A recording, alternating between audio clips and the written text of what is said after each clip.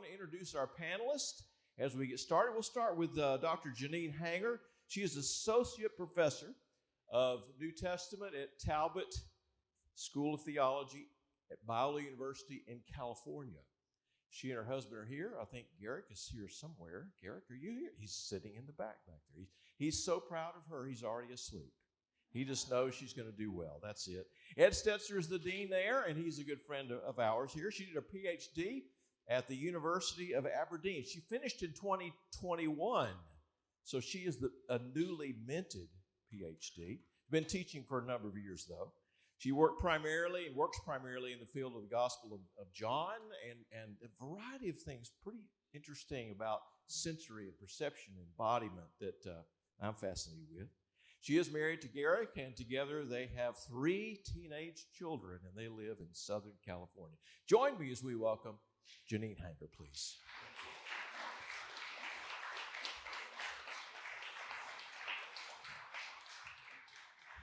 My former colleague from Houston Baptist University, Dr. Christopher Hammons. We're going to call him Chris today. I hope that's all right.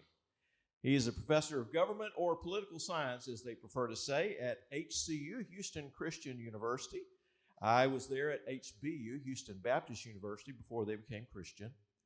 So we're so glad that he's here. He is the director of the Morris Family Center for Law and Liberty, which, if you have not seen it, and it is kind of a version of Independence Hall in Philadelphia. It's beautiful. It's amazing. He did a PhD in political science from the University of Houston. On Rate My Professor, he scores 4.8 out of 5. That's pretty good. That's 37 reviews. I was looking for hot on there, but I didn't see hot. Anyway, need to work on that, I guess. He's the author of lots of books and articles and things and journals, particularly prestigious journals in political science. He's written a book called The Constitutionalism of the American States that won an award with the American Political Science Association for Best Book in History and Politics. He's also written a book that we have here in the library called The Origins of Our Founding Principles. He's writing a new book, I guess, on Federalist Papers. I'm fascinated by that. I've heard about those. I don't know much about those. Dr. Knoll knows about those, but I know less. But we look forward to that. Please welcome Dr. Christopher Hammons.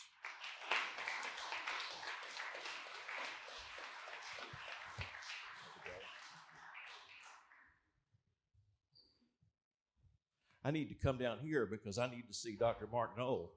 See, that's my camera right there to talk to him. He's actually in Chicago, but we're delighted that he is with us today. He is a professor of Wheaton for 27 years. He was professor at Wheaton, and there's a lot of Wheaton connections here in this particular room today. He has been teaching more recently at Regent College in Vancouver. He's a research professor of history. He's been very influential with Esau McCaulley on the project that he's working on.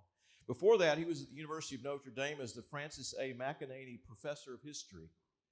He did his undergraduate from Wheaton College. He did his PhD from Vanderbilt University number of years ago. I don't know how many years ago, a few years back.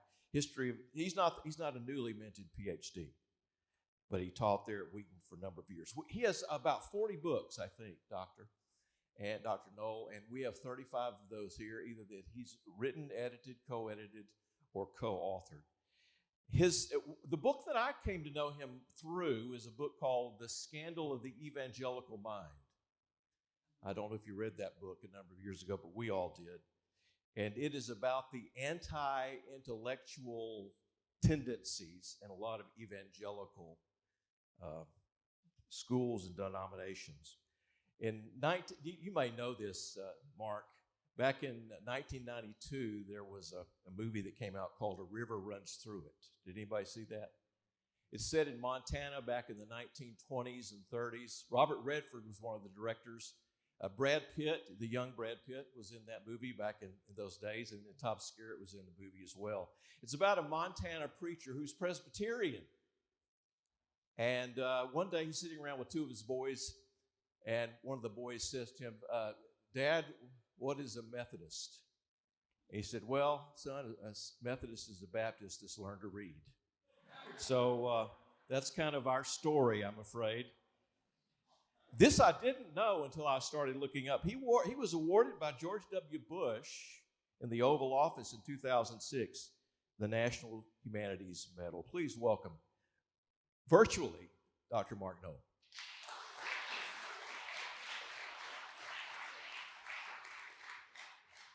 Esau McCaulley, Associate Professor now, New Testament. Come on, Esau, join us up here. Esau McCaulley, Associate Professor of New Testament at Wheaton. He is from Alabama originally, I think, right? Yes. He's an Alabamian. I think that's the right word. Anybody else from Alabama? All right, we got a few others with you. He did a history major at the University of the South, and he went on to do a couple of master's degrees, one an MDiv at the Gordon Conwell Theological Seminary. Did his PhD with a fellow that we all know, I think, Dr. N.T. Wright at the University of St. Andrews. He's ordained in the Anglican tradition, and he's written some wonderful books already in his young career. He joined us at Wheaton College in 2020 or 2019? 2019. 2019 was the year that he joined us. His book, Reading While Black, won the 2021 Christianity Book Award, which was well-deserved. He's also written How Far to the Promised Land, and he's working now on a new book that I'm going to ask him to tell us about in a minute. He's married to Mandy, who is a real doctor. She's a pediatrician, and she's actually a Navy reservist as well. They have 4 children, and they spent about 6 months at Yarnton Manor in Oxford not long ago. Please welcome our guest for this weekend, our lecturer for tomorrow night, Dr. Esau McCaulley.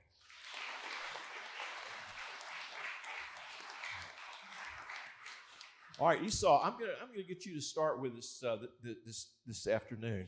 Tell us a little bit about the project you're working on, kind of a 50,000, 60,000, 70,000 foot look at your book that's coming up with Yale University Press. Yes, the working title is How to Read the Book That Sets You Free: The Bible, Slavery, and Abolition. And it looks at the slavery abolitionist debate, and it looks at how the world of Scripture. And so the book is divided into like 7 parts. But the first one looks at why the question still matters.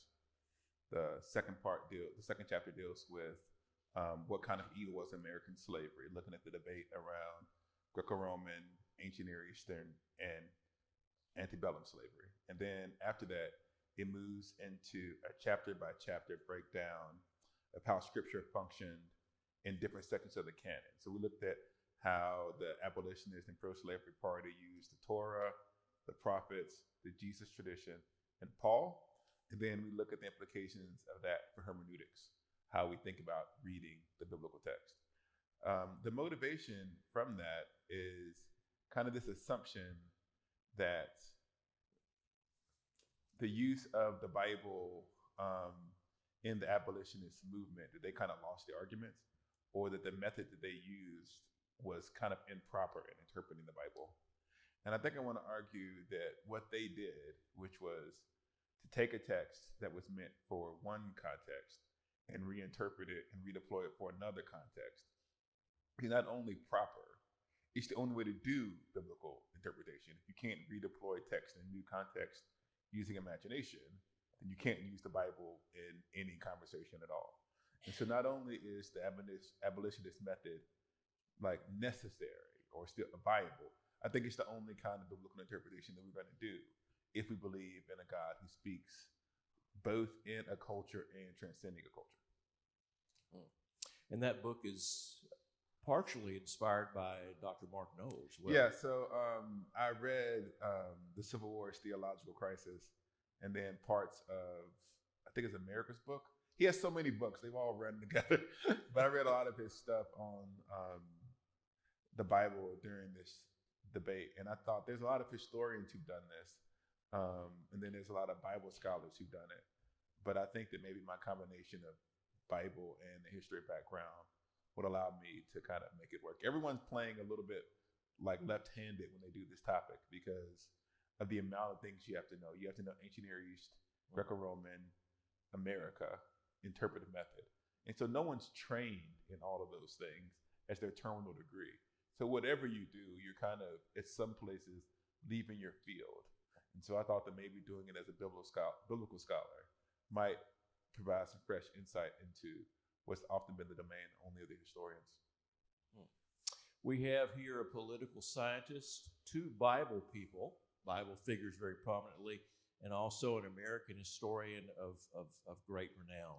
I want to start here next with Chris. Chris, Kathy, and I were in Philadelphia recently at Independence Hall. Mm-hmm. And I don't know if you've been there, but I had the chance to walk through and be into the signing room, be into these other great spaces there.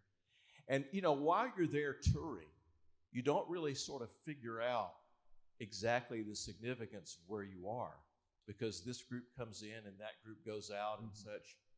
And then finally, I sort of dawned on me that, you know, this was a room. I was in the same room that Thomas Jefferson was in. I was in the same space as George Washington, as John Hancock, Ben Franklin. We were in that same place.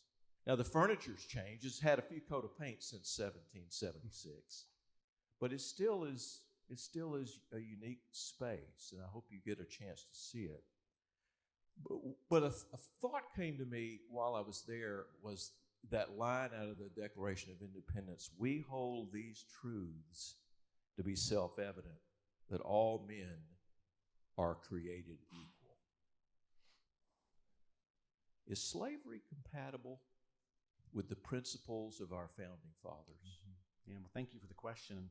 And the answer is absolutely not, right? And that's the great tension of the American founding, is that the later Civil War that comes is almost sewn into our founding documents, like the seed has been planted. And you know, we often think of the American Revolution, my students do, as a military movement, right? We talk about the George Washington and Yorktown and the battles on the field. But I think John Adams, who was really increasingly my favorite founder, although apparently none of his contemporaries liked him, had it exactly right, that the revolution was a revolution of ideas. It was a revolution of the way we look at the world. And when Jefferson in particular, when they sewed that language into our Declaration of Independence, our birth certificate for our nation, that to me was really the revolutionary seed planted, because here you have a world that for thousands of years, really before written history, slavery has been part of the human experience since before written history, since the Old Testament, the Middle Ages, Greece and Rome, the medieval period, and then the Enlightenment period. And you have for the first time really people who dare, and they debated the truth of the statement, even at the Continental Congress, but who dare to put down in writing this idea that all men are created equal. And what is always striking to me is that as long as slavery had been part of human history, if you wanted to do sort of a demonstrative experiment for students to have them grasp the radical nature of that statement, if you were to take a piece of like yellow string or kite string, neon string, and string it from across the campus all the way to here, slavery had been part of the human existence since the beginning of that piece of string. It's only until like the last inch that we get here that we begin to question the validity of, is this a moral institution? And to me, that's the very radical nature there that sort of set the United States on this path until for 100 years later we have a civil war over that very question. The men who were in that room, there was a debate amongst themselves, particularly among the southern slaveholding states, about the appropriateness of putting that phrase in there, because the Southerners, particularly places from the Deep South like Georgia and South Carolina, realized that if you make this statement, you have cracked this Pandora's box of slavery that has been around since the beginning of time. And it cannot exist, that statement cannot exist and be true with the institution of slavery. And then I'll end with this, but later Lincoln understands very clearly that tension when he says both of these things cannot be true at the same time. We either have to embrace the principles of the Declaration of Independence, or we have to embrace slavery, but they cannot exist at the same time. But in a way they did, didn't they? Mm-hmm. I mean, the founding generation that gave us the Declaration of Independence that said all these all men are created equal, continued to have slaves. Many of them did. How did they justify that? I think they closed their eyes and held their nose, many of them.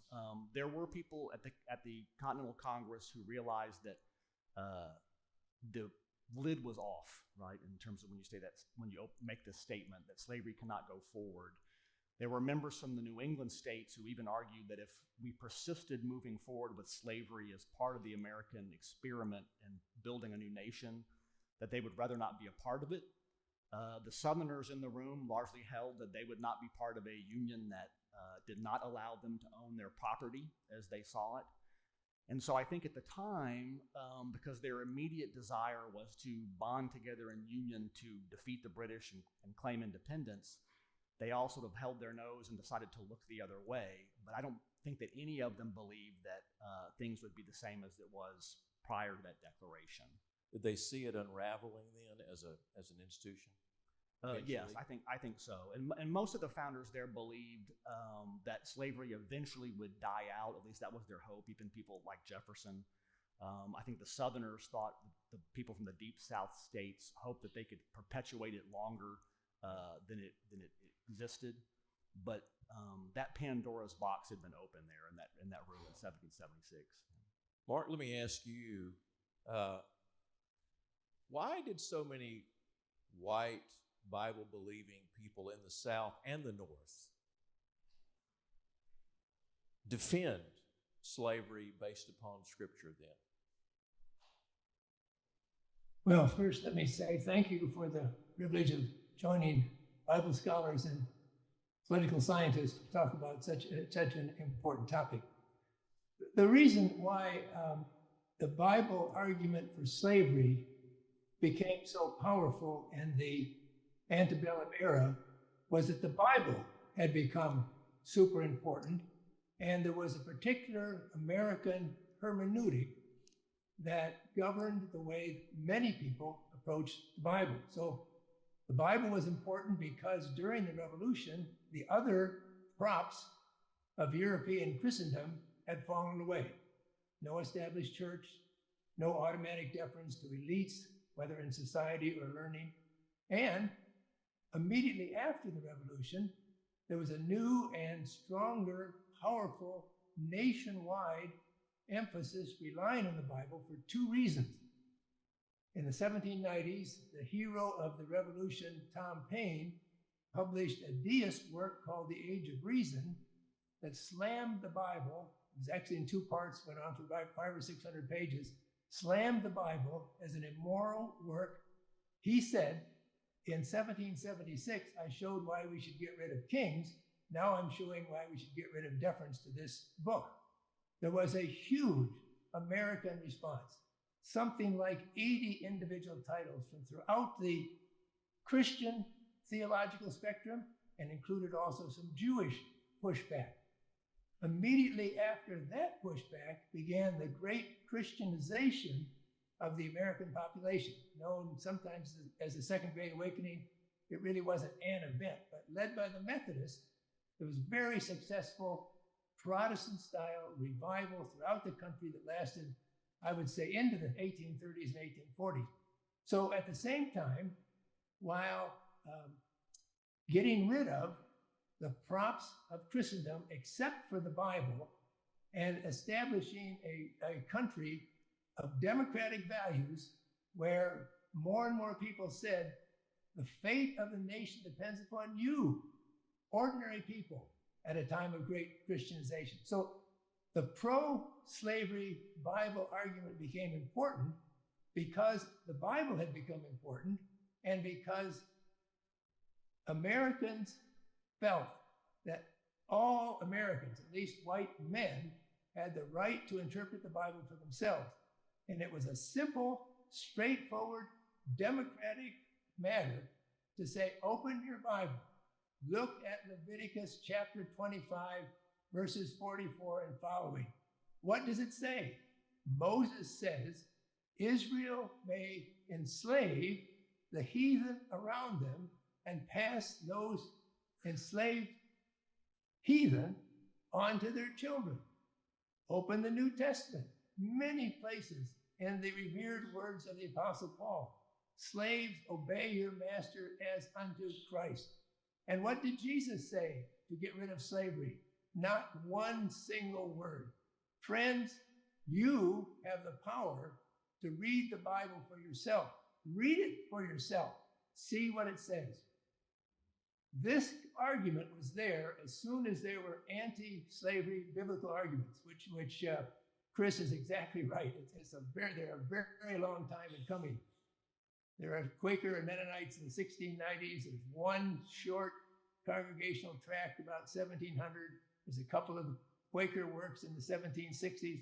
But it's not really until after the American Revolution that we get some beginning of anti-slave biblical argument.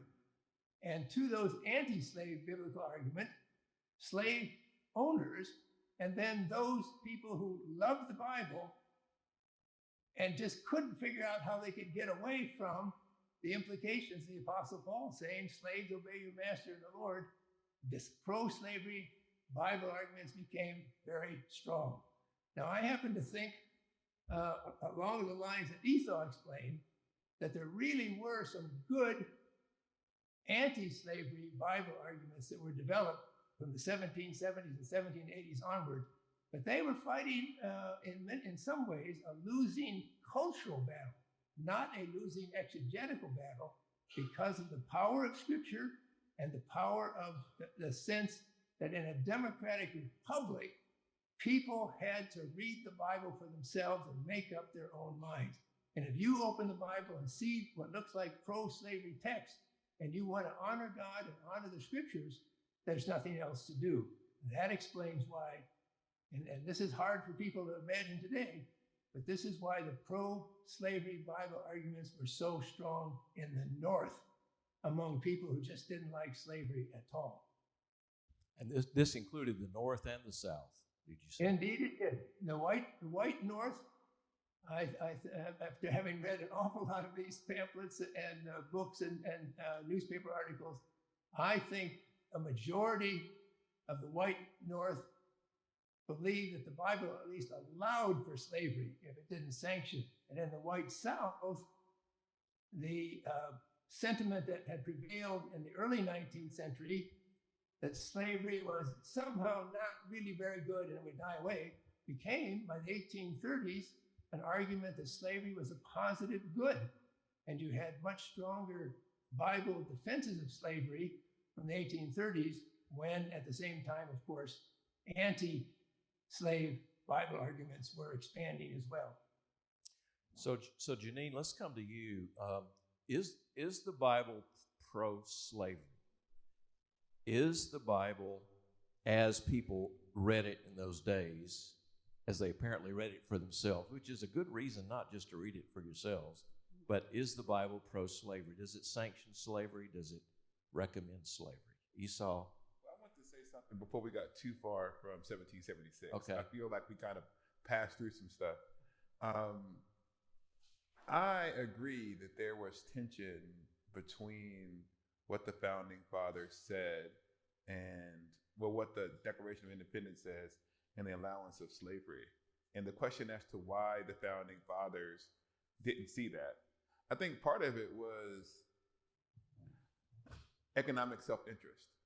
And I think it can be a little bit possibly too rosy to say that they saw the death knell of what they were doing when they wrote the Declaration of Independence.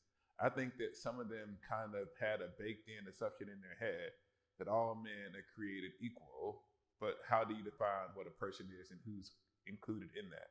So I do think there was some baked-in racial hierarchy that allowed them to not see the full implications. But I also think it's really important to talk about how the enslaved people read the Declaration of Independence, because we have letters that are cited in Dr. Noll's work, where the enslaved people actually at the time are writing letters. I think it's the Massachusetts and Connecticut House of Representatives saying, how can you fight a revolutionary war based upon the idea of essential equality and then enslave people? And so it's really important to understand that at the time, before we get to the Civil War, at the moment of Declaration of Independence and these things are signed, there are enslaved Christians who are arguing on Christian principles that the logic of the Declaration of Independence leads to liberation, and that those arguments are largely ignored and not engaged. I think it'd be tricky if we kind of talked about what the Founding Fathers said and then jumped into what the Bible said. We didn't stop for a second and say, well, okay, then what was happening in 1776, 1777, 1778 with the enslaved people? And they did see that contradiction, and they pointed to that contradiction, and that was actually ignored by that generation of early founders of the Republic. So we had a moment in 1776 where the logic that you mentioned is mentioned explicitly by enslaved peoples, and it's ignored. And I think the best way to understand that is economic self-interest and racism, that I also think is the reason why the biblical argument that Dr. Noel said seems common sense. Because if you bake into society a racial hierarchy, then you bake into the inherent plausibility of it. Because they're not actually arguing about slavery. They're arguing about race-based chattel slavery. And so why was the argument isn't this abstract argument about the Bible and slavery? I think that can be a tricky framing. It's race-based slavery that's happening there. So we're talking about why was the Bible seen as supporting slavery? You have to, at the same time, always understand that undergirding this entire conversation is slavery in the abstract a good thing? That's kind of a scholarly fiction. The question is American race-based slavery a good thing? And in order to make that argument, you have to include the racial ideology that was functioning biblically. And so I want to make sure as we think about framing this question, does the Bible support slavery? Why was this argument seen as so persuasive? It was not as simple as slaves submit to your masters, because they were no longer enslaving other Europeans. They're only enslaving Africans. And so the question becomes, why did it make biblical sense to enslave Africans and not to enslave anybody else? And I think that's a very helpful way of thinking about this as we kind of go forward into what the Bible does and doesn't say. Yeah, I think that's a helpful qualification. Now, slavery is not racialized until later. In the New Testament period, what kind of institution is slavery, Jeannine? When the New Testament writes about it, what kind of institution is it? Yeah, I mean,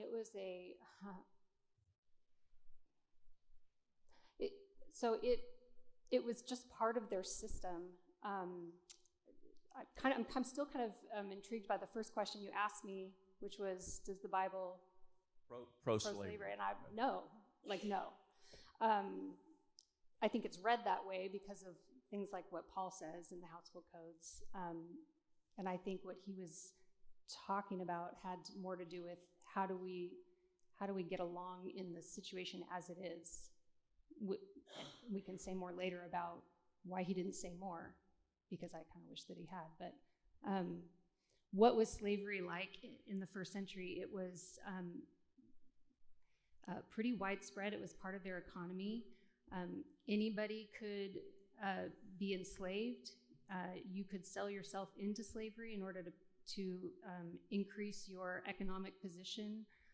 People were sometimes, who were enslaved, were sometimes in a better economic position than those who were not enslaved, just because of the way their economy was set up. They had these households. The household was viewed as kind of a microcosm of the city, the larger city, which kind of goes back to Aristotle's view, which, by the way, his view was that there was an order based on ontological value, which I think is problematic. So it was such a ingrained part of their system. Yeah, I mean, that's maybe just a start. There's but a lot of people were slaves because they'd been defeated in battle, right? Yeah. They were people who'd been defeated in the battle. They were people who, in some case, fell under hard economic times. But Mark, when was slavery racialized? When did it become this kind of race-based thing historically? There's a very depressing and discouraging history that is actually relatively recent. 15th and 16th century, 17th century. Over the course of the Middle Ages, there had been a gradual papal engineered softening of what slavery meant, and then eventually even what the system of land ownership and serfing meant. Slave is a word in English that comes from Slav, and the expectation was that those Eastern Europeans taken in battle would be the slaves. Tragically, in the 15th century, there were papal propagandists who wanted to justify the authority of the Pope over the newly discovered lands of Africa and North and South America, who made up a series of biblical interpretations that fingered Africans as uniquely fit for slavery. The 15th century was when the reading of Genesis chapter 9 and the so-called curse of Ham, curse of Canaan, began to be applied to Africans. It was also the century that when some read the chronologies of genealogies of Genesis, ascribed to those who lived in Ethiopia or Africa as uniquely and unusually immoral. And Esau's point's a really, really significant one. With the expansion of the 16th century, European powers to Africa and North America and the beginning of the slave trade, it became almost instinctive without thinking that Africans would be regarded, usually sold by Muslim traders, eventually to Europeans, that Africans would be regarded as the uniquely well-defined subjects of enslavement. So you have, tragically, leading figures of the English Reformation, Hugh Latimer in the 1550s and 1560s, who was already speaking of Genesis chapter 9 as justifying slavery. You have in the Geneva Bible of the 16th century a reference to the Africa as uniquely the place of enslavement. So a kind of made-up ancient history combined with the expansion of European enterprise, the beginning of slave trade as key to European economic expansion, that set then the racialized character of slavery. And Esau is just exactly right. There's so many pro-slavery tracts I've read where the author will start out and say, I'm going to reason directly from the Bible. And you have passages in which the word is slavery, slavery, slavery. And then all of a sudden it's Negro, and then it's slavery. It's Negro, and then it's slavery. And that automatic assumption that slavery was designed, at least in the modern world, for one racial group of people was so deeply ingrained that even individuals who wanted to get rid of slavery, even abolitionists, even Abraham Lincoln, just took for granted, not that, in most cases, not that Africans were not human, but that Africans were in some sense more reduced. And there were.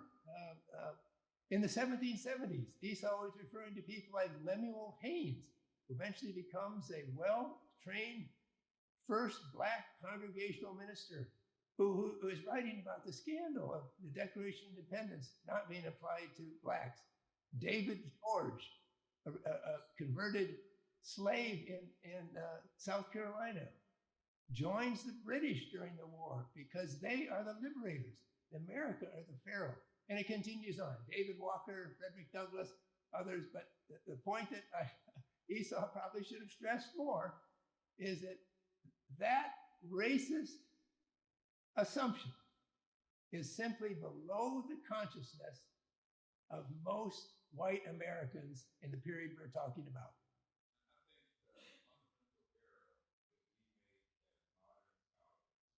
And modern people who have this conversation is we ask the question in the abstract. We say, does the Bible support slavery? And then we bring out texts like Paul and these other places, and we say, well, how does this actually work? And we're kind of having this moral dilemma as if that's actually how the argument went. The argument was not, oh, here's 1 Timothy, therefore I guess I have to enslave someone. The argument is there's a racial hierarchy that is common sense, that is not disputed. Therefore, because we have a racial hierarchy, these texts, like what 1 Timothy, apply to African peoples. So even the enslaved people, they present this argument. Well, why don't you enslave each other? And they're just like, that's a ridiculous claim. And so the idea that we can have a modern debate in the abstract as to whether or not the Bible supports slavery is a question that was not actually posed in the 19th century. It was, does the Bible support American race-based chattel slavery? And even when you're having the argument without race, the energy undergirding all of it is racism, which is why the question that is consistently addressed in the abolitionist literature is, what is a person? And the reason the African Americans are asserting their essential humanity, rather than just arguing about Paul all the time, they know that if I can prove that I'm a person, that I have the same intellectual side, all of these things, if I can have that part one, then you have the end of slavery as we know it. And so what we think of as immaterial, what is a person? And how do you determine the essential worth of a person, is actually the exegetically significant thing, which is where they find in the Bible the image of God. And so if you have the image of God, the inherent dignity, they're using passages like Acts 17:26, for one blood God has made all of mankind dwell upon the face of the earth. If we're all of one blood, then we're all essentially equal. If we're all essentially equal, there is no racial hierarchy. If there's no racial hierarchy, why are we enslaved? And so I think that we have to always ask the question, not does the Bible support slavery? Because if we ever have a society where everybody's equally enslaved across race and class in the United States, we can have that argument. But the actual argument is, does the Bible support the racial hierarchy that allowed for the enslavement of African peoples? And the African Christians concluded it does not. And that was the center of the abolitionist argument. So it began there. But the language of all men are created equal then could be used later on by some of our thinkers, some of our philosophers, some of our policymakers, that this in fact is inconsistent with. And so that's part of the abolitionist arguments. Sure, and a couple things. One is Esau, you alluded that my original sort of perspective might have been overly rosy. I get accused of that all the time, right? So I have this love-hate relationship with the founders. We all have our own scholarly interest, our own people from history that we love and hate. And that founding generation, I admire them because of the story of the American Revolution, right? The creating of the American nation. And yet at the same time, there's parts of them I just despise, and I struggle with how do you handle that necessarily. But I do think it's important. I don't know that the argument that the language of the Declaration was completely ignored by people of the time period in terms of applying it to enslaved peoples. And to me, it's always the great story of the American struggle at the beginning is like this glass half full, glass half empty. And we have this language.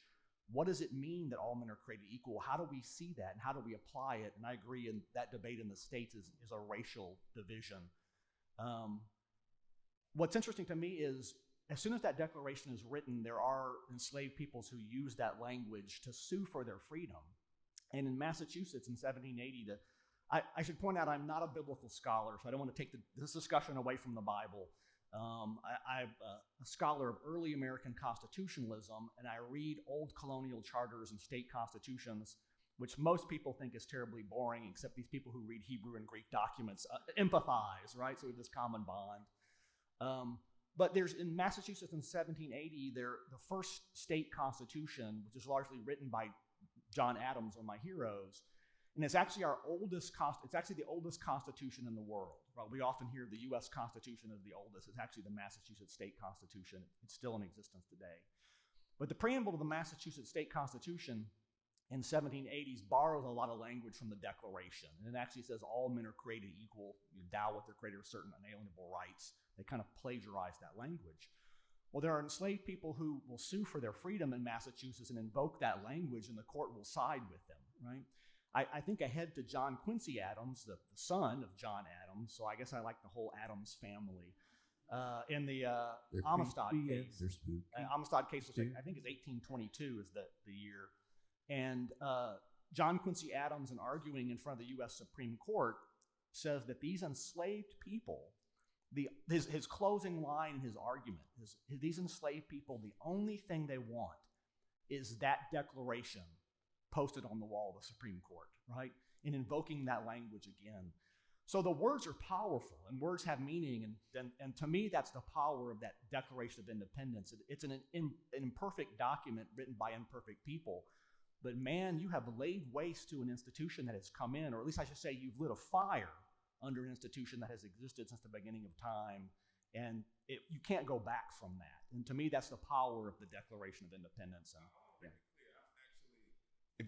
The interesting thing is, Frederick Douglass, and I forget the guy who he first started with, who then breaks from. What's his name, who he starts when he's first an abolitionist, Dr. Knoll? Garrison. Garrison. So Frederick actually ends up deciding that the Constitution can be read as an abolitionist document, and he becomes kind of a pro-Constitution abolitionist. There's another strand, and I think Garrison ends up in this strand, which is effectively a get rid of the Constitution because it's too pro-slavery. So I actually think that what Douglass actually does is correct. That there are things in the Declaration of Independence that can be read in an abolitionist light. I'd like to say that the road to get there was a little bit rough. You got to make sure you have to include that. As far as how we talk about it, I actually think that, and I think it's What to the Slave of the 4th of July. It's one of Frederick Douglass's speeches where he begins by this great praise to the founding fathers in the way that they were men who stood upon conviction. And he uses that story that we love to tell about ourselves as a country, and then he twists it. And then he said, well, can we be the kinds of men that they were? And even if those men didn't see the things that Frederick saw, he saw that the courage to stand on principle was something that could be harnessed for abolition, even if every one of the founding fathers wasn't. And so I do believe in this complicated appropriation of the founding fathers and the image of God underlying some of the all men are created equal. We just have to, I think, include the bumps along the road so that we don't feel a little too Pollyannish. We're not that far apart there. So we move from the Declaration of Independence to the Constitution itself. What about the Constitution embracing racialized slavery? So again, I want to hijack the discussion of the Bible and slavery with their founding documents. My wife sometimes teases me. I have to remember where my first citizenship is. And it's not in the United States, it's in the kingdom of heaven. So I don't mean to divert the conversation. But no, your point is a great one. I'm glad you brought that up. I mean, there was a debate among the founding generation in the convention and moving forward as to whether or not the Constitution was a pro-slavery or anti-slavery document. And slavery shows up a few times in the Constitution. I believe there are 4. They never used the word slavery. There was a debate over whether or not that's because they were horribly ashamed of the concept or because they're trying to mask it and move forward. And I think you can read it both ways. And increasingly, as I dig into it, I'm more convinced and disappointed that I think most of the sections in the Constitution are they're there to protect the Southern interest of slavery as the price for ratification for the Southern states. But there were people of the convention who said, we don't want any part of this, that this is hypocrisy, this should not be in a document of this nature. And whether or not they could live with slavery sewn into the document, particularly given the hypocrisy with that with what was written in the Declaration. So I think you can read it both ways, and Douglass does that. Lincoln made the argument that the document was effectively the way of institutionalizing the principles of the Declaration. So I think you can read it either way, and I think that's part of the tension of the American Civil War too in the debate. In the New Testament, there's this little letter called Philemon, which is a very interesting letter, and we'll probably end up talking about it some in the morning in our LCTM class. But it seems, though Paul does in his letters speak about this hierarchy and reflect the world that he knew, which was not a world of racialized slavery, but it was a world yet of slavery, where 1 out of 3 people could be slaves in certain areas, 1 out of 4 people in certain areas could be slaves. And yet, there's this little letter to Philemon, which seems to have within it the power to unwrap and unsettle some of that as well. How often was Philemon, Esau, looked at? Well, there are a couple of texts that I would say were very influential for the abolitionist argument. If you're asking me abolition in the New Testament, interestingly enough, they started with Acts 17:26, which says, "From one blood God made all mankind dwell upon the face of the earth." And they thought that because of that one blood that we all shared, even though that's not necessarily how we would translate it now, but this common ancestry created an essential equality. And the essential equality then meant that you couldn't have slavery. They also often turned to, interestingly enough, a passage that we still debate, 1 Corinthians 17:21 down to 24, where Paul tells everyone to remain in the condition in which they're called. But then Paul says, but if you can get free, do so. So they make an argument that we still debate about this today, that Paul is actually saying that slavery is uniquely a category from which you ought to escape. And I actually think that the abolitionist interpretation of that passage has stood up exegetically. There's a lot of ways that they argue about Philemon that are a little bit complicated to get into. One argument is they weren't actually slave master, that they were brothers. I think they actually write about the family part, but I think they were still slavery involved.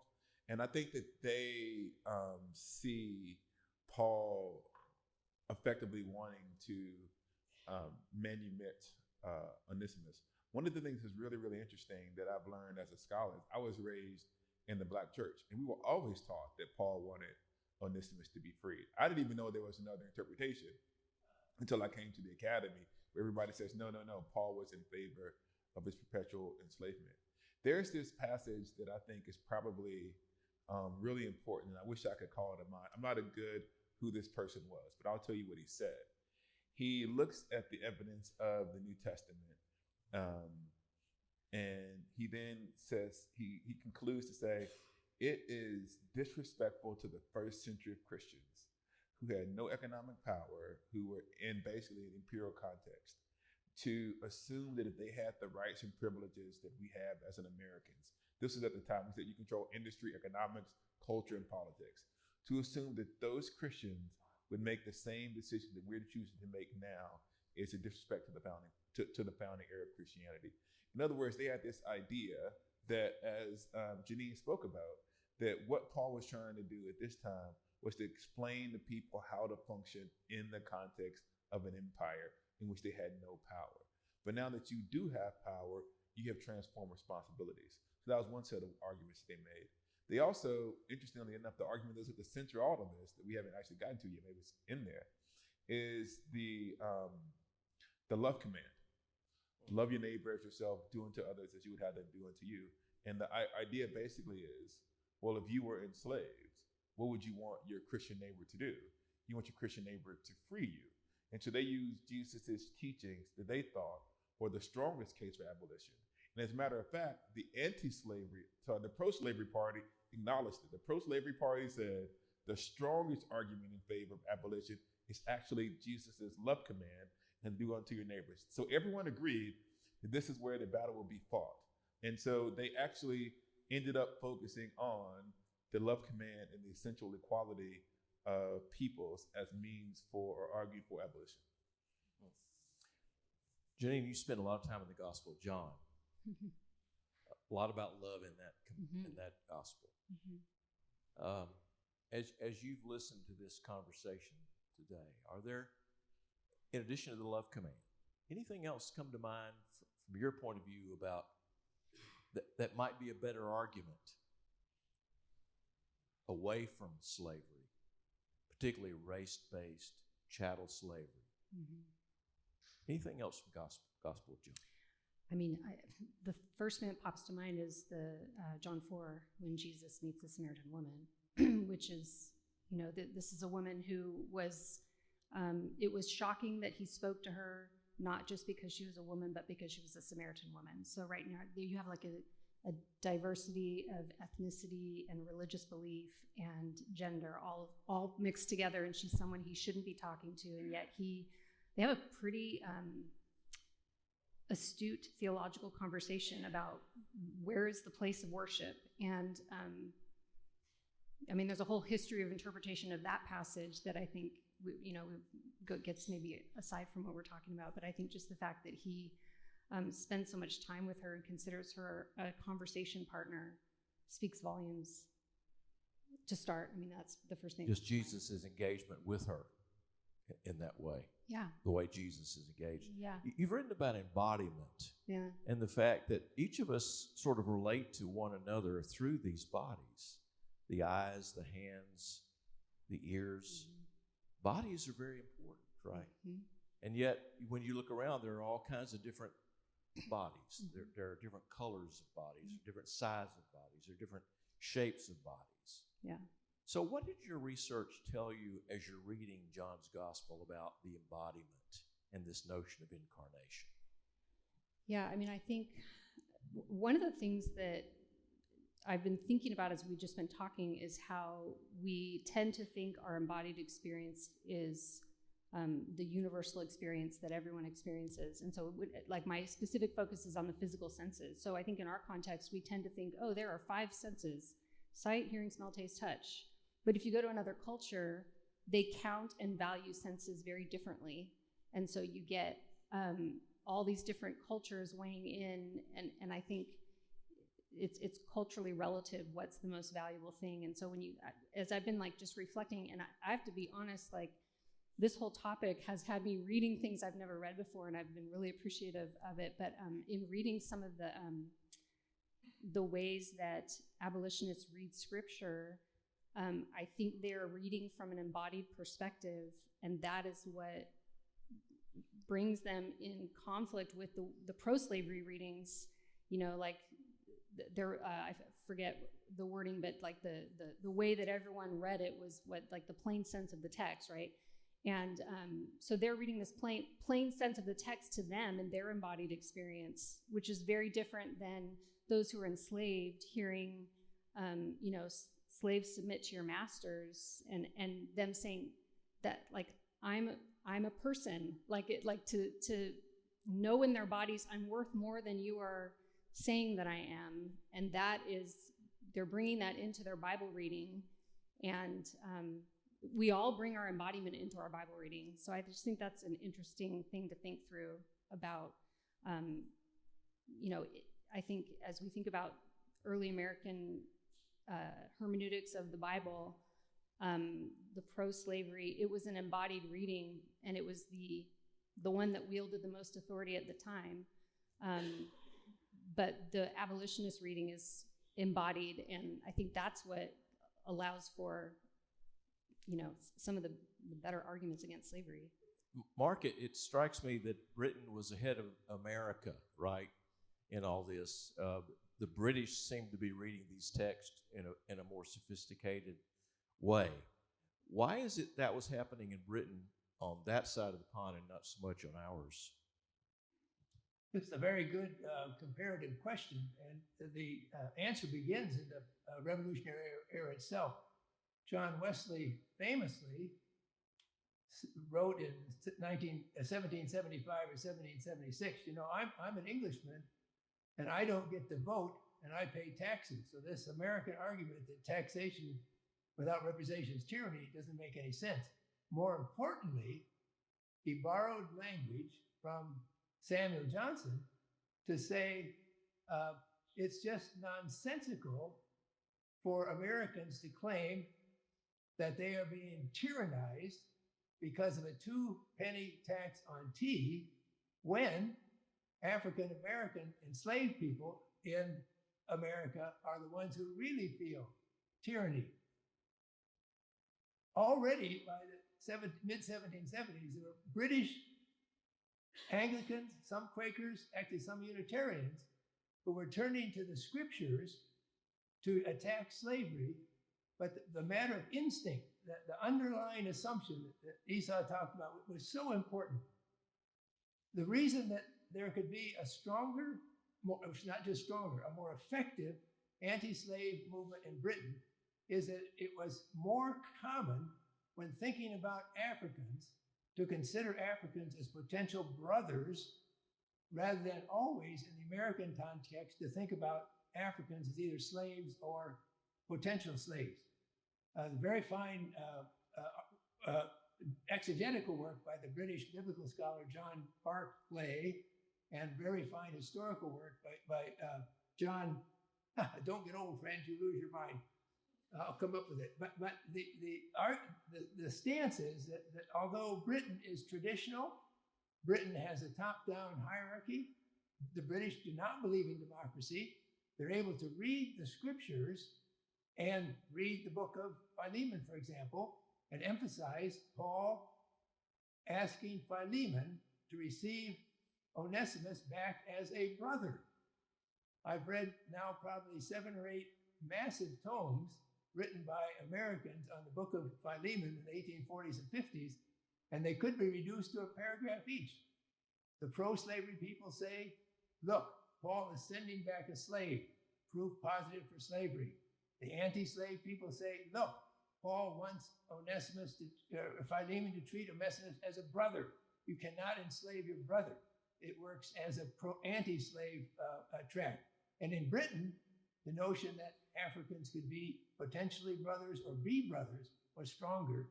And so these monarchical people who supposedly had tyrannized the Americans were actually way out in front on the understanding of the Bible and applying it for anti-slave purposes in the context of their time.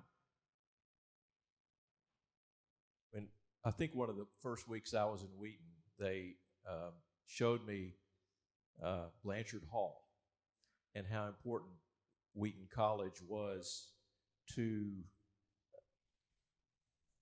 the Underground Railroad. Yeah. And how important that was. Esau, did you get that sort of orientation as well? Yeah, we issued our review, and we think it's still true.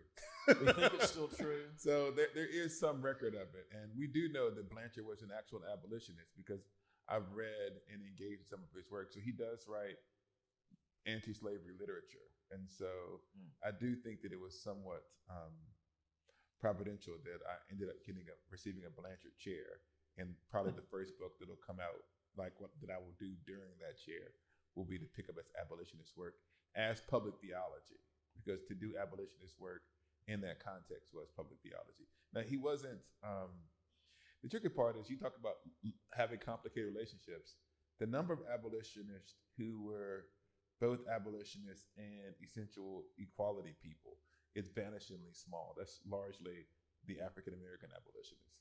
So most of the abolitionists were also still somewhat hierarchical. And so Blanchard, I think, was pro-abolition, but I think that he might have been back to Liberia, but he was someone who himself wrote or engaged in debates on the abolitionist side.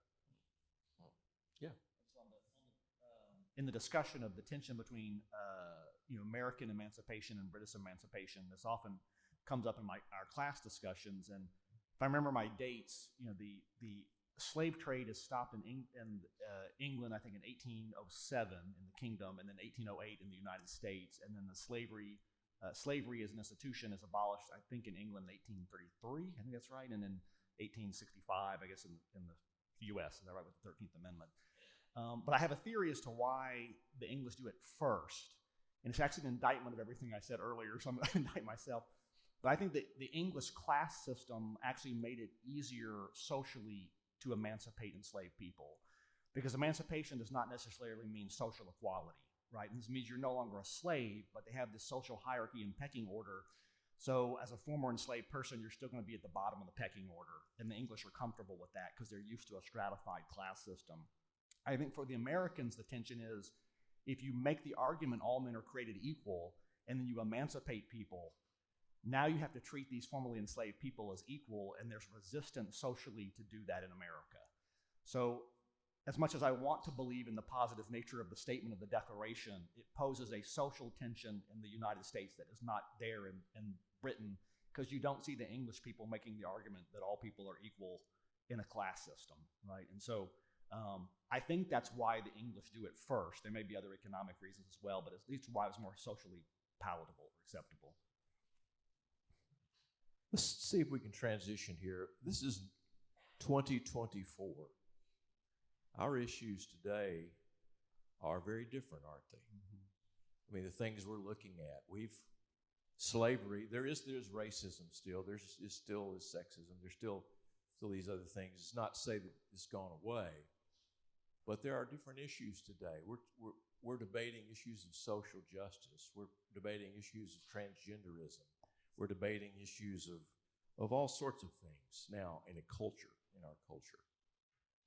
Can we take anything that we've been doing and thinking about from these texts and the reading of these texts as a way of giving us some insight into the current moment? I think so. Esau? I think that there's a lot that we can learn from the abolitionist movement. Actually, I think that the abolitionist reading of Scripture, if we were to adopt it, would be transformative to the United States. There's different strands of abolitionism. So I'm going to talk about kind of African-American Christian abolitionism and the piety that surrounds it. One of the things that you see as you start looking at not just African-American abolitionists, but African-American Christians during this time period, is they combine a strong conversionism, this idea of these transformative encounters with Jesus.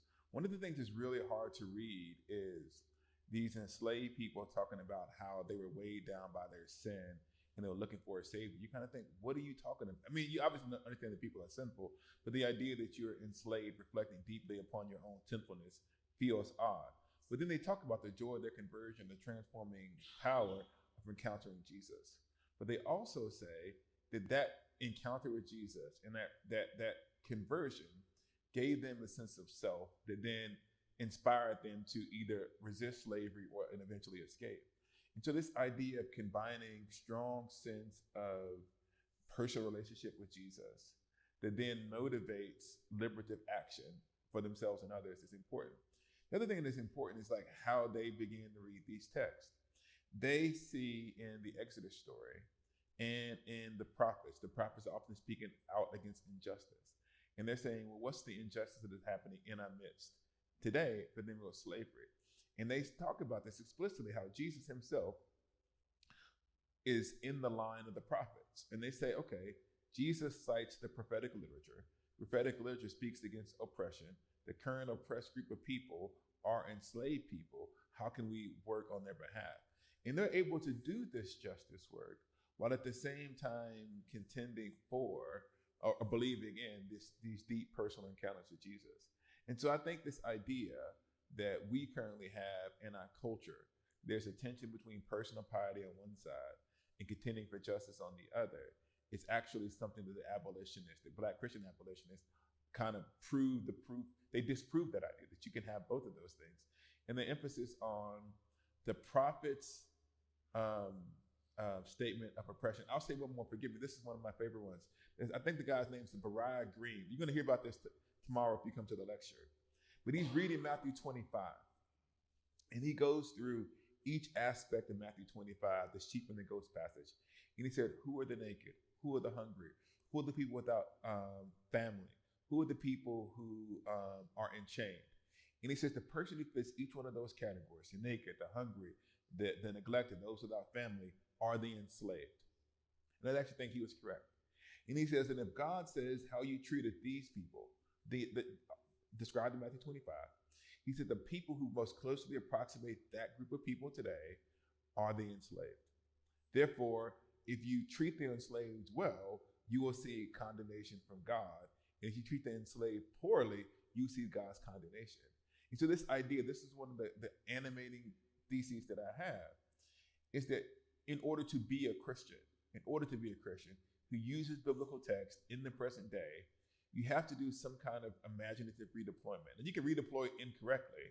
You can say the people who I'm thinking about, you can get it wrong. But the idea that I, as a Christian, ask myself, who are the people in this context who are victims of injustice, who deserve our compassion and well treatment, then that's actually what the abolitionists were doing. there wasn't race-based chattel slavery in the Old and New Testament. They thought the Old and New Testament still spoke to race-based chattel slavery. And so if there is like an injustice that is happening in America, if African Americans or immigrants or whoever are experiencing injustice, then the first question is, why wouldn't we, because of who we are as Christians, show compassion towards them? And so I do think that the abolitionist method, when rightly understood, when put in the context of their affirmation of Scripture, I think it is super useful. I think it's important. There's this one story that is in the biography of Frederick Douglass. And I wish I could find the record of this conversation, but there was a German atheist who was a key part of Frederick Douglass's circle, who said you would be more effective as an abolitionist if you just kind of get rid of the Jesus bits. And he kind of goes, no, effectively, and he continues to make effectively a Christian call for abolition. And I think this idea that Christianity can be a force for good in society is something that the abolitionists taught us that we need to hear today. Chris, do you see any kind of parallels today between the issues that we're facing and the kinds of discussions that go back and forth between morality, power? Because a lot of this is about power, isn't it? Political power, political will.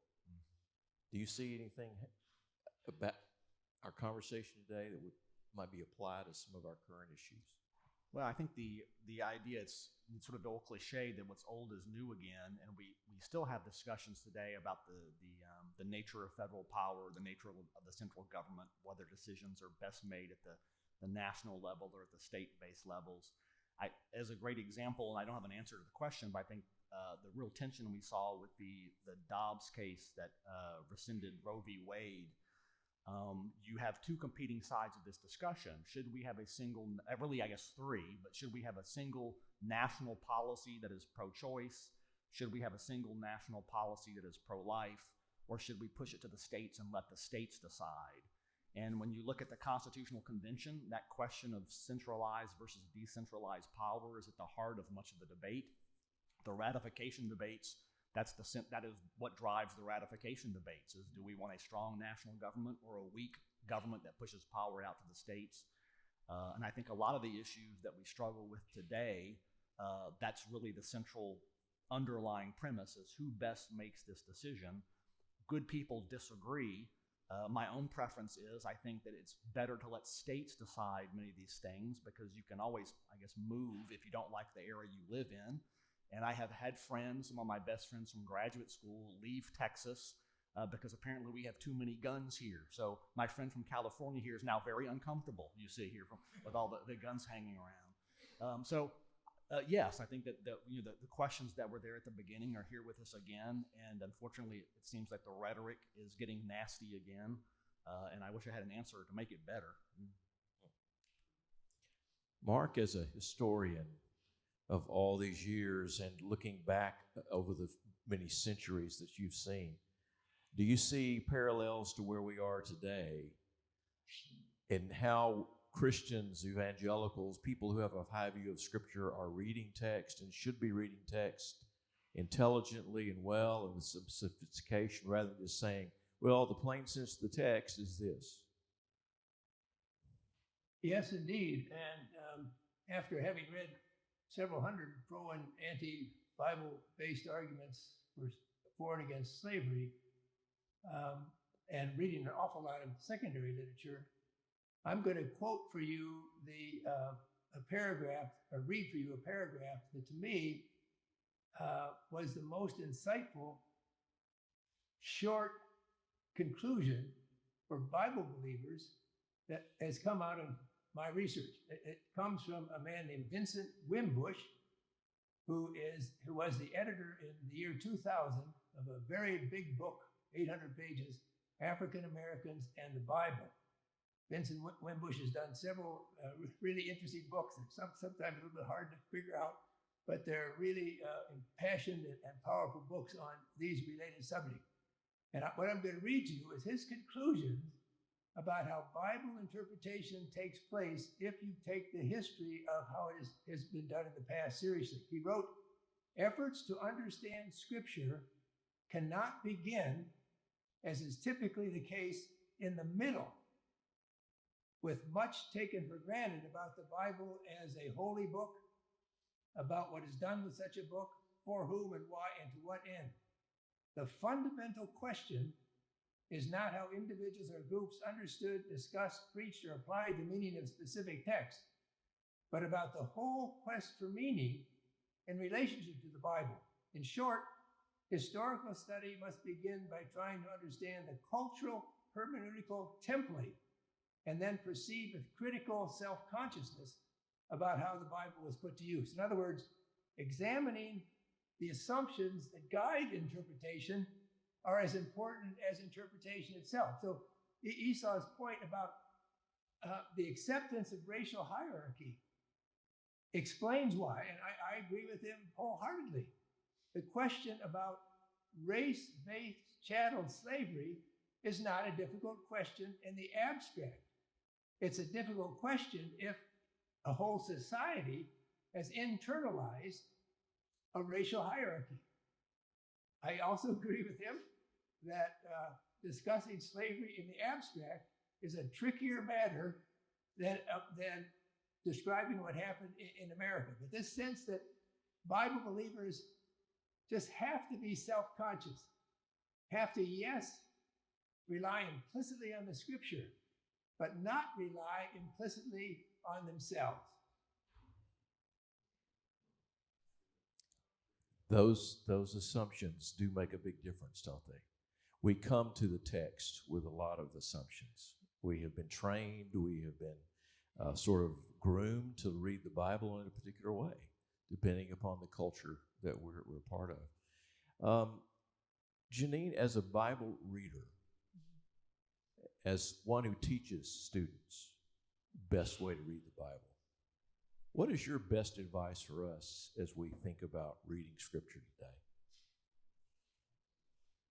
What do we need to know about those assumptions, let's say?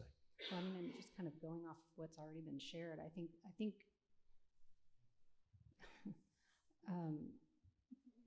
there's a lot about the Bible we might come to that we don't understand or that might rub us the wrong way. And I think we need to persist in our reading and listening to each other. I think that part of what makes for good Bible reading is doing it in community and listening to other perspectives. And how are you reading this? How are you reading this? Oh, I didn't know, just everyone brings their own kind of pre-understanding to the text. And I think, especially in our world today, we're too quick to cut people off and put them over here, like judge them as unbiblical, when really maybe we need to listen and ask more questions, and just the value of hanging on to the commitment to come to an understanding, but yeah, I think just listen, like what we've been talking about, just listening better. How important is it to follow up on this? How important is it to sort of understand not just my context as I'm reading, but as John Walton has a tendency to say, the Bible was not written to us, but it was written for us. Yeah. How important is it to understand the Bible, the books of the Bible, as they are written to people, the original audience? It's important. I mean, I think it is important to look at, that's why something like the household codes, understanding what is Paul actually saying here, and why, and understanding the original context, I think, is important for us to get at what he is and what he isn't saying. And we have a tendency to find in the text sometimes things that we want to find. Right. Things that back up our pre-existing ideas. Right. Whether those are political or maybe racial or parental or whatever they might be. Yep. Right? Social. Yep. In kind of way. Esau, I see you. One of the things, the exercise I have my students engage in, I don't want people to misunderstand this, but I ask them this question: when was the last time Jesus disagreed with you? What I mean by that is people kind of think that whatever your political or cultural assumptions are, of course Jesus believes in it. And so if that's the case, then either there's one or two options for my students. You're a theological genius, and you are the first person to interpret the Bible completely on every verse, or you have made the Bible say what you want it to say.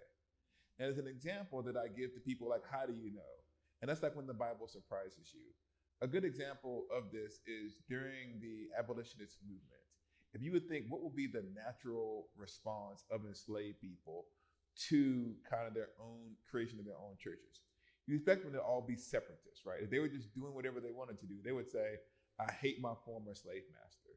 There's a letter written by a guy named James Pennington, he writes a letter to his former slave master. And he says, I heard that you're about to die.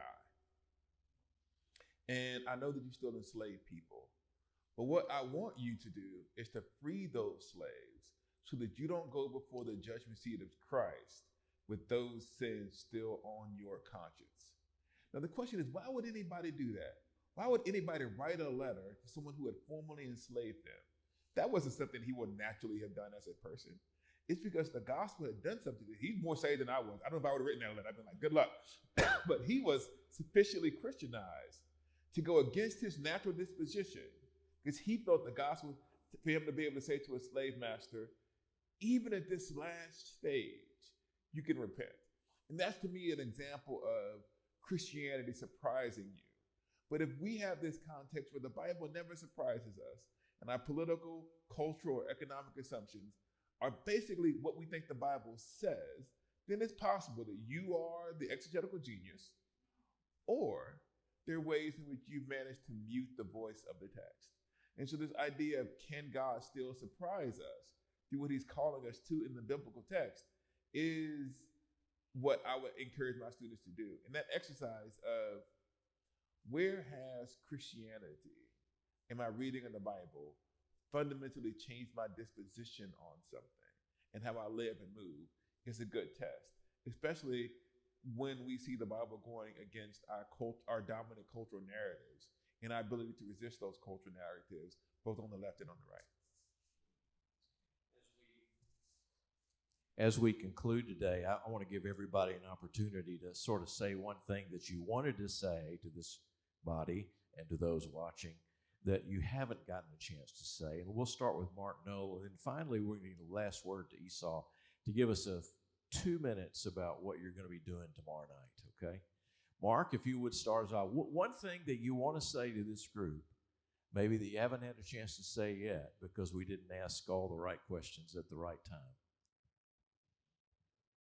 In the early work that I did on this topic, I thought that even though my sense now is strong that the Bible condemns slavery, that in the antebellum period, really given the cultural society, the pro-slavery Bible argument was stronger. But then keeping reading, in particular reading two particular works. One, both called dialogues, one by a white Methodist, Freeborn Garretson, the other by a black Methodist, Daniel Coker, 1805, 1812, they showed how if you believe that Abraham had slaves, circumcised his slaves, made them then Israelites who could be liberated at the year of Jubilee, and that Abraham is the father of the Christian church, then in Christianity, you have a situation where everyone is potentially the kind of slave that Abraham had, who could be joined to Israel, joined to the church, and therefore liberated. In other words, in the antebellum period, there are individuals who use the cultural conventions of the time and become strongly anti-slave. And that, to me, is the reason why I changed my historical judgment about what was possible even in that far-gone day when assumptions about racial hierarchy were so strong. Excellent. Thank you. Let's see. We'll go to Chris next. I really appreciate Esau's remarks previously, concluding about the nature of the gospel and politics. And, I think we live in a world where those two elements have become so melded together that we sometimes lose sight of what's important. What is interesting, what I find beautiful is, even though we have debates in this country about the tension between politics and religion, Christianity and religion, separation of church and state, It is clear to me that from the very beginning, those two forces are melded within the fabric of our nation. And when Jefferson writes those words, we hold these truths to be self-evident, all men are created equal. There's a lot to discuss there, but this idea that we are endowed by our Creator with certain inalienable rights is an inherently sort of Christian concept. And I do not believe that without Christianity, those words would have found their way into that document. And so from the very beginning of our country, we had this sort of blending of Christianity and politics that has beautiful elements like the abolitionist movement we've been talking about, and problematic elements, like my neighbor who hangs out a giant flag of Jesus peering behind an American flag with an AR-15 over his shoulder, right? It makes me sort of uncomfortable. But it's, to me, the unique facet of American politics that we have this sort of Christian foundation that makes the American experience unique. And as horrible as the American story is with relation to slavery, without that Christian element there at the beginning, I'm not sure the abolitionist movement would have ever come to light, or that the resistance to slavery as a social evil would have come to light. And so I guess I'm not sure what I'm saying here at the end, other than that this is what I think I find beautiful about the American history, the American experiment, is we have a political system where we have a fundamental view of our fellow man as fellow creations of God, right? And I think that's something unique to the American experience that you don't find in other countries in Europe and elsewhere in the world. So, again, trying to leave on a rosy, positive note. So, Yet the whole idea that we hold these truths to be self-evident, they certainly weren't self-evident to the Romans, right? I mean, the Romans didn't say that all men are created equal. That's only self-evident after 1,700 years of Christianity in the world. That's Tom Holland's argument, I think, Dr. Knoll, is that Tom Holland is making the case in his book Dominion that where we are today about all of these issues, and so many of these issues are uniquely sort of the residue of Christianity. Even if we've set aside the major religion for more of a popular religion, let's say, we still would not be here without that. Jeannine. I'm not sure I have anything significant to add to what's been a really enjoyable conversation. So I just think as we move forward, agreeing with what you're saying, David, the only words that are coming to mind are just, I think the importance for us to all be teachable. Like what I tell my students, be teachable, you're not always right. And I think if we can do that with kindness and humility, embodying this love command, I think that puts us in the right direction where we want to go. So Exactly. Eventually, the abolitionists did win the argument, didn't they? I mean, if it's, as it were, an argument. Every Christian now effectively reads the Bible like the abolitionists did. Yeah. So that particular kind of reading, not just what's on the surface, but kind of what is down deeper. I think that if I would say one thing, it'd be, where do we find beauty in the American narrative? Sometimes we think that our narrative is only beautiful if we're innocent. And of all of the people who we thought of as heroic, we're actually heroic. But I found beauty within America and within the American church by looking at the other side of the story. So in other words, what makes America great is not just the fact that we had like Thomas Jefferson, but the fact that we had Frederick Douglass. And that the real hero that emerges from that period is actually Frederick and Sojourner. And that actually this history of people, despite all the odds, making a life for themselves in a context where all of the things were forced against them, that they were the ones who calling Americans to live out their own ideals. And so what we actually have to do is to change our frame of reference.